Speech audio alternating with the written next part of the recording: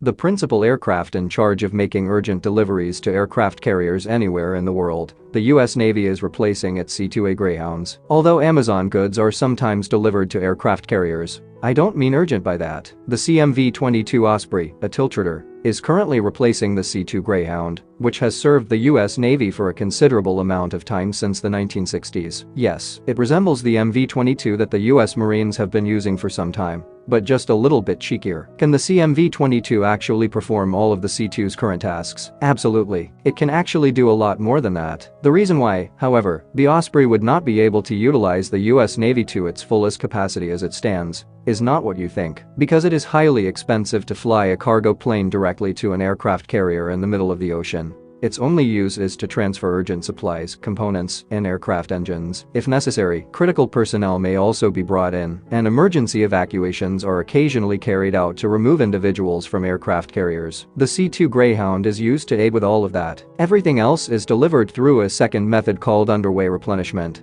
which is accomplished with the aid of a supply ship, including Amazon packages, mail, food, supplies, and fuel. The C-2 Greyhound will be replaced by the V-22 Osprey. The Osprey is a tiltrotor aircraft that can fly as a turboprop, yet can take off and land like a helicopter. Compared to the C-2's 10,000 pounds of cargo, the V-22 can only carry 6,000 pounds. However, the Osprey makes up for this by having external cargo capability, enabling it to transport huge cargoes that do not fit within the C-2. Although the Osprey can be refueled mid-flight, providing it substantially longer range if necessary, the C-2 and V-22 have comparable operational ranges. But what actually gives the Osprey an advantage is arguably its capacity for vertical takeoff and landing. With the aid of arrestor wires, the C-2 is catapult launched and lands on the carrier. People on board encounter a tremendous amount of force during takeoff and landing, which may not be a significant concern for the crew, but may be harmful to someone with a medical condition.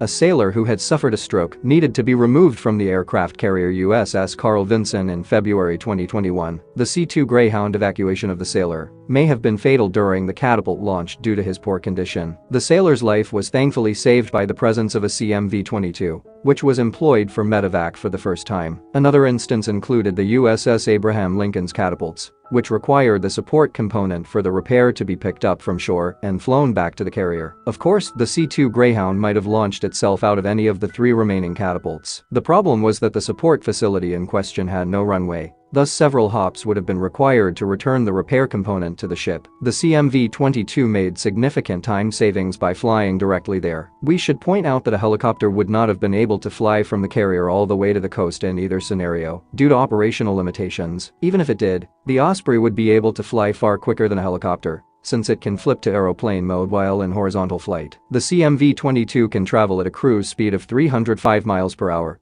which is about twice as fast as traditional helicopters. The fuel tank extensions to the forward sections of the sponsons on either side of the aircraft are the most obvious visual distinction between the existing V-22 versions and the V-22B. Additionally, the CMV model will have improved in-flight fuel dumping capabilities for use in emergency scenarios to ensure that the V-22 can undertake carrier on-board delivery, or COD, which is its primary function when replacing the C-2s. The extra fuel tanks were required, but because it is capable of so much more than merely delivering cargo, this Osprey is a game changer for the Navy. The V-22 aerial refueling system, also known as VARS, might be installed on the V-22s, enabling them to refuel other aircraft like F/A-18s or F-35s. If refueled by the Osprey, this will enable the F-35s to reach target regions up to 1,000 miles away. Since a few years ago, the U.S. Marine Corps has been testing this capability. However, it is unclear whether the U.S. Navy would implement it for its V-22 fleet. Currently, the U.S. Navy has 2 aircraft located on carriers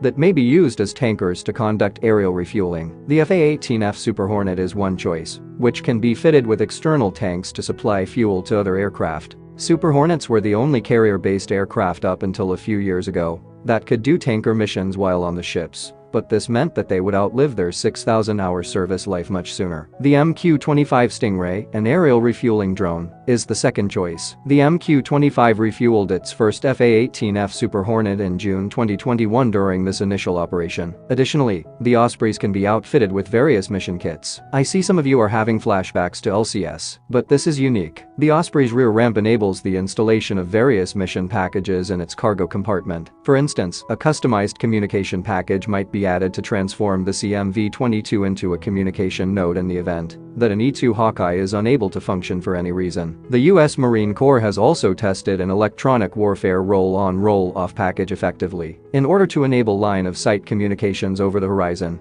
the Osprey will also be fitted with a high-frequency radio that operates beyond line of sight and increased command and control capabilities. The V-22 also has enough for a 4-person crew and 24 soldiers. This enables the Osprey to deliver low or high-altitude parachute drops or use a combat rubber raiding craft to deploy naval special warfare soldiers. All of this sounds wonderful, but there is a small issue. At first, the U.S. Navy intended to purchase 48 Ospreys, but that number was later decreased to 44. Only 19 of them had been delivered to the U.S. Navy as of December 2022. Because the V-22 can perform so many more tasks than the C-2 in instances of high demand, the Osprey's multi-mission capability may cause a reduction in the logistical assets availability for its core duties. The V-22 platform already has a high cost per flying hour and is a maintenance hog. The aircraft's availability and readiness may be put under pressure when more fleet elements use the asset. For the time being, the Navy only has enough Osprey aircraft and personnel to complete the essential COD missions. More aircrews, more maintenance workers, and more Ospreys are required in order to make use of these new capabilities. The Navy cannot perform all these additional missions with the same number of aircraft, and even if they could, COD operations would not be available. By 2028, the fleet is anticipated to have switched entirely to CMVs. Other than what is already on order, the Pentagon does not currently have any plans to purchase any additional Ospreys for any of the armed branches.